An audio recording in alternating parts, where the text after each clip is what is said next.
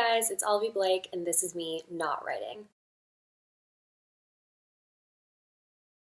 So, welcome back. I do not have a beverage today because it's kind of a long story, but I still can't consume anything, really, without it making me a little bit nauseated. I was out of town last week, as you know, and then when I got back, Mr. Blake and I are in disagreement as to what was technically wrong with me.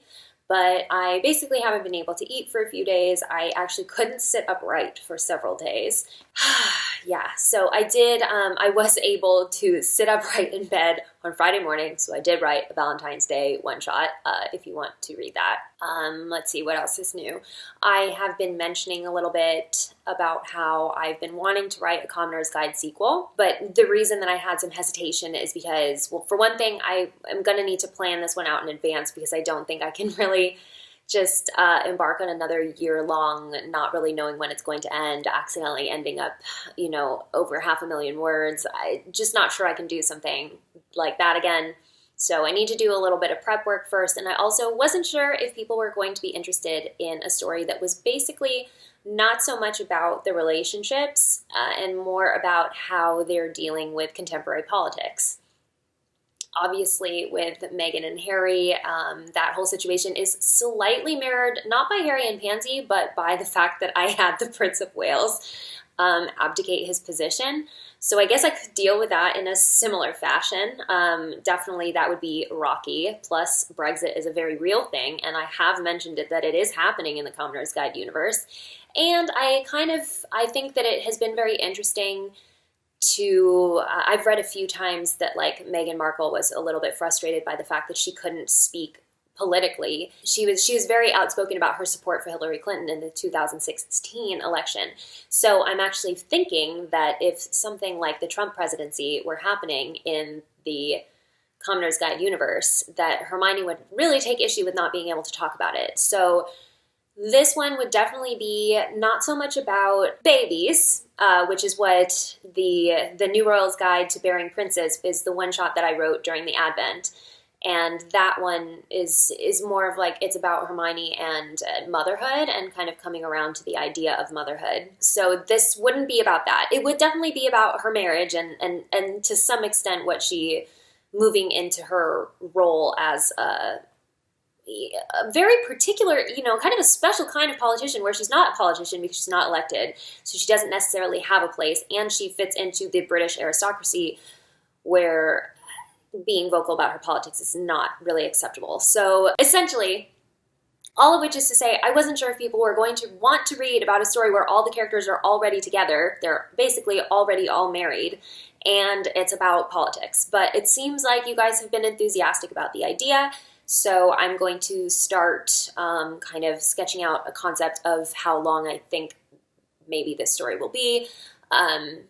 It's unlikely I will know exactly, but at least some concept of slightly, just someone driving the car a little bit more than last time. So what I'd like to do is finish finish one more Modern Romance diary, and then get started on the Commoner's Guide sequel, which will then update weekly. So anyway, that was a really long explanation, but that's what's new and what's happening over here. In terms of other things I'm writing, my main focus is the YA about teens on a robotics team. And and then I am also working on the Atlas 6 sequel. I'm very, very excited that you guys have been so into it and into the world and into the characters, and it's really exciting to see a few different opinions on the characters coming out. I hoped that would happen, so it's good to see it. But yes, thank you so much for reading. Thank you for your support. Please, if you can leave an Amazon review, that would be great. I hate asking for these things, but I know that Amazon's algorithm, basically it will only promote your book if you have 50 reviews, which none of my books have. So if you've ever read one of my books and you've never reviewed, it doesn't really matter what you say in the review. Amazon Goodreads reviews, they're not really for me. They're not for me to read. I don't really check them that often. I don't check my Goodreads reviews at all. It's kind of a scary place for me to be on Goodreads because I know people aren't going to like things. I get that that's how it is. But Amazon specifically does not prioritize books unless they have 50 reviews or more. So if you could. Well, that was gross. Let's move on. Okay, so this is something I've been wanting to talk about for a while. It's going to get a little bit awkward. I'm sure I'm going to be a little bit awkward, but we're going to do our best. So here we go. This question is from, I want to say, November, and it was when I did a call for Advent prompts. So this was someone, and I'm not really sure if they were specifically asking about the Advent because I never heard from them again. I did hold on to this ask for a long time, so that might be partly why. But anyway, hi Olivie, I'm so sorry in advance for this question. I was wondering if you have or would ever write a scene with a female character having and enjoying anal sex. I only ever hear of men having to persuade their partners into trying it. I'm sure we've all heard the expensive jewelry bribe, how it's painful and awful and a prize for the man, but I don't know, there are women who enjoy it. There are dozens of us. And I just want to see that represented somewhere. Okay, I feel ashamed of asking, sorry. So don't feel ashamed. I think this is really valid. I think it's totally fair for you to want to see this represented. The truth is that this was a whole long, the reason I'm not addressing it until now is because this was a whole long song and dance for me. So I got this ask and I was like, I can't write an anal sex scene because I've never been interested in trying it. It's something where I once asked Mr. Blake, like, would you ever want to do that? And he's like, I assume no. He was like, I mean, sometimes it seems like something that I would be curious about, but then I doubt you'd enjoy it. So no, I don't really want to do it. And that was, that was it. That was like a conversation we had years ago and didn't talk about it again. But then I got this ask and I started talking to my female friends about why we don't talk about anal sex. And I was like, is this like a social stigma? Is it because, I mean, my assumption had always been, how could anal sex possibly be enjoyable for a woman? It makes sense for a man because the prostate, the male G-spot. And for a woman, it's not there. Do we really make this as an anatomical argument or is it a social argument? And so I talked with a bunch of my friends and I was like, okay, what do you think about anal sex? And they all went, ugh. And I was like, okay. And these were all friends who, like me, had not done it. And so I was like, okay, but why do we have that reaction? And the more we had this conversation, the more it was kind of like, because the way it's represented is that it's something that is done for the man, for sure, like this person was saying. And so I was like, well, I feel like now I have an obligation to try it. Because I don't like to be the kind of person who takes a stance against something without really having anything to back it up. And yes, initially I was like, I don't understand why I would like this, but I trust my partner and I feel very comfortable with him. And, maybe this is something that we could try, see how it goes. So, which in terms of giving you advice, if you have ever been curious about anal sex, then I think that getting in the right mind frame is important. And this was really important for Mr. Blake. I've mentioned many times in the past that Mr. Blake has a little bit of anxiety, and sometimes he needs some time to come around to things. So I was like, so what do you think? Do you have any interest in trying anal sex? And he was like, oh my God, I have to think about this. And he was like, when do you want to do this? And I was like, I don't know, I guess whenever, like this weekend. And he was like, nope, that's not enough time. I'm going to need about 3 weeks. 3 weeks later, almost on the dot, he sends me a message that was like, okay, I thought about it, and I think like, okay, I'm ready, we could try it. So, step number 1 is definitely to be in the mindset for it. Your partner may be a little bit more enthusiastic about it than mine was. I think he was mostly concerned, as I was, about the prospect of him enjoying it and me not enjoying it. Because in that case, what would we do moving forward if I wasn't really into it and he was? And then it was just kind of like, how would we balance that? Other than finding ways for me to enjoy it more, but that seems like a strenuous process. Ideally, it would be fun. There's definitely ways to go about that, but I'm getting ahead of myself. So anyway, a few things I wanted to say. In the event that you're curious about, have any curiosities about anal sex. So the anus, unlike the vagina, does not lubricate itself, so you need to have a lot of lube. You need to do a lot of prep work in terms of,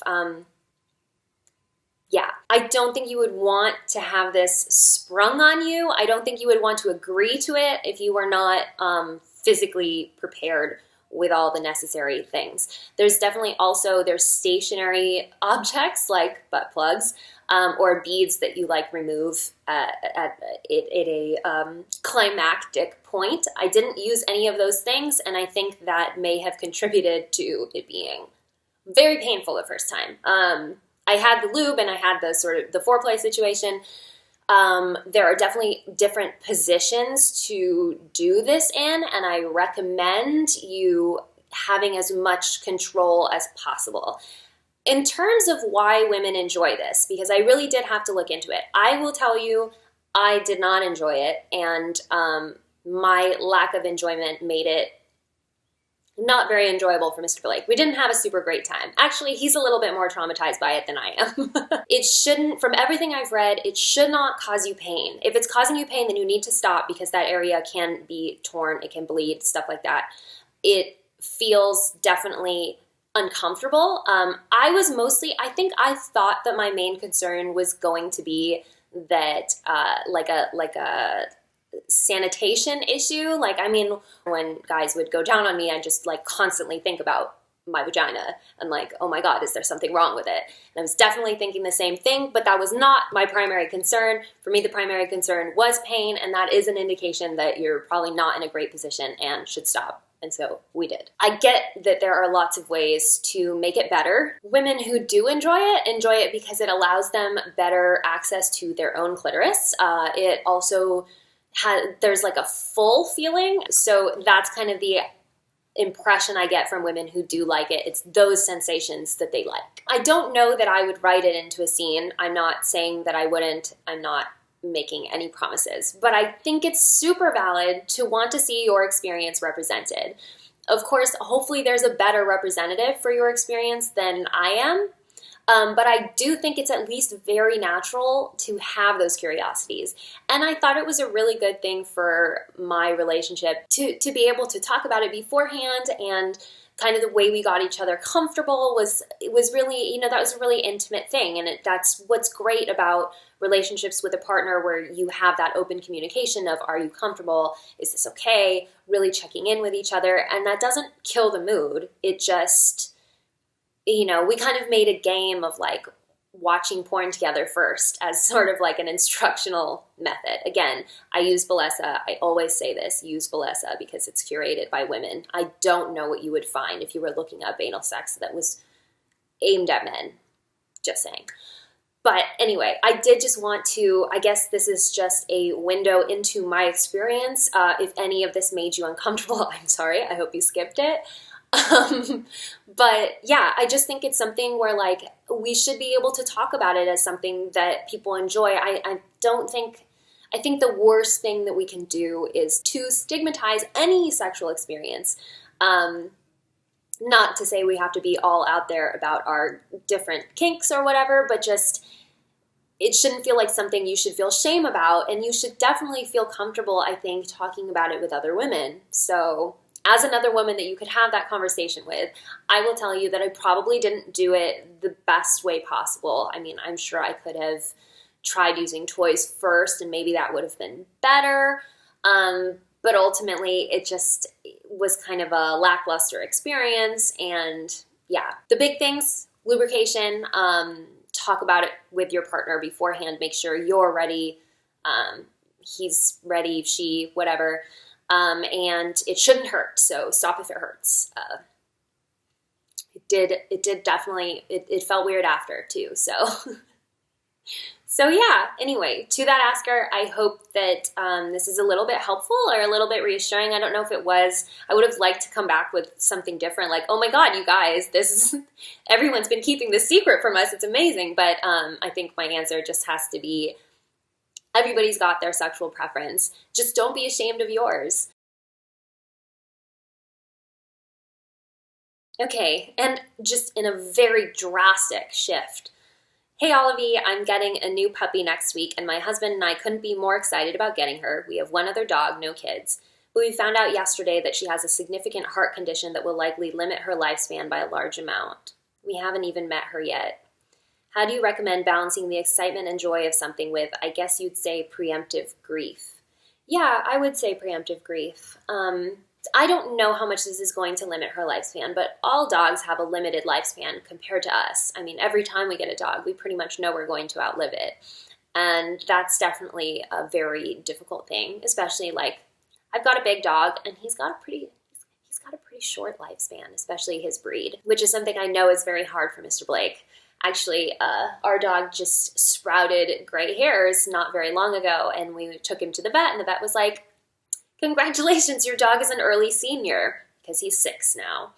And for like a couple of weeks, Mr. Blake was really emotional about this. I was like, he's fine. He's got like at least 4 more years. He's we keep him healthy. Everything's fine. But I think coming to terms with something that's not going to live as long as you is always something you have to deal with. So knowing that your experience with your puppy is going to be even more limited, it's of course a little bit different. I mean, for one thing, you're taking on probably a little bit of a financial burden as well, and making sure your puppy doesn't have pain is going to be a little bit harder. Because you have to manage their lifestyle a little bit more. So you're a little bit more of a caregiver, and that can imply a lot of other things as well. But I think you're looking at it in a very, I wouldn't think of it as preemptive grief so much as you have the opportunity to give this puppy just the greatest life. I mean, and you probably will. You've got your dog that is already part of the family to ideally welcome this puppy to the family, and there's you and your partner, and just by how sweet this ask is, I feel like you're giving this puppy just a fantastic home. And I do often like to think about how pets are kind of a silly thing if you really think about the idea that humans are I'm going to take this animal and domesticate it, and so now that it just sleeps on my couch. But we are stewards. We're stewards of the planet in sometimes weird ways, but one of the best ways is being able to provide, a loving home to anything, to anyone. And so, yeah, the lifespan might be shorter than you would hope, but that doesn't really take away from what you're actually doing and what this puppy is going to bring to your life. And I don't know if any of that is helping. I've never been particularly good with grief. I always have a hard time with it because I think, actually, as a lot of my work will probably show, my relationship with death is a little bit strange. That was weird.